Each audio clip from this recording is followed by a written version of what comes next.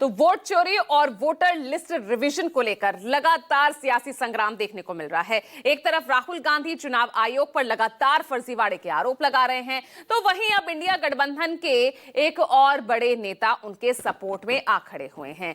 चुनाव और बीजेपी पर वोट चोरी के आरोप कर रहे हैं। यानी हम बात कर रहे हैं राजनीति के चाणक्य कहे जाने वाले शरद पवार की। उन्होंने राहुल गांधी के आरोपों पर मुहर लगा दी है और शरद पवार ने दावा किया है कि महाराष्ट्र विधानसभा चुनाव से पहले दो लोगों ने उनसे मिलकर चुनाव में जीत दिलाने की गारंटी का वादा किया था। अब उनके इस दावे से हड़कंप मचने के बाद सुबह सुबह आज अखिलेश यादव ने भी बीजेपी पर वोट चोरी का आरोप लगाते हुए कहा कि बीजेपी भ्रष्टाचार का विश्वविद्यालय है। अब ऐसे में सवाल ये कि चुनाव चोरी का पूरा मामला या पूरा सच ये है क्या राहुल गांधी अर्ध सत्य बोल रहे हैं?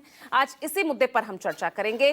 चर्चा के लिए मेरे साथ वरिष्ठ सहयोगी खास राजनीतिक मेहमान जुड़ गए हैं। आगे बढ़ूं इससे पहले सुन लीजिए कि इस मुद्दे को लेकर, क्योंकि कल जिस तरह से शरद पवार ने एक बड़ा दावा यहां पर किया है, उसको लेकर किस तरह की सियासी हलचल रही वो सुनिए।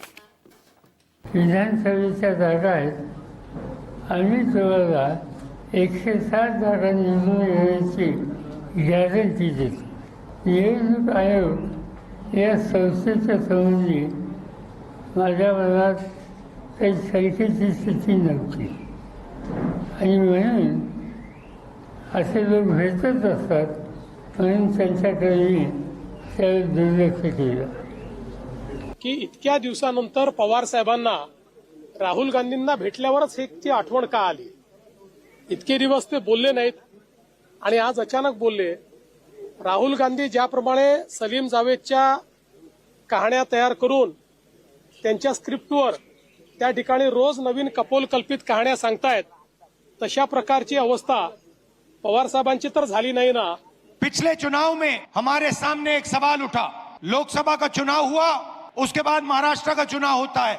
लोकसभा में हमारा गठबंधन महाराष्ट्र के चुनाव को जीतता है और फिर 4 महीने बाद बीजेपी महाराष्ट्र में विधानसभा जीतती है। हमने पता लगाया तो पता लगा कि 1 करोड़ नए वोटरों ने वोट किया विधानसभा में और जहां भी ये नए वोटर आए वहां पर बीजेपी चुनाव जीती। हमारे गठबंधन के वोट कम नहीं हुए और सारे के सारे जो वोटर बढ़ाए गए वो बीजेपी के खाते में गए। हमने डिसाइड किया कि कुछ ना कुछ दाल में काला है।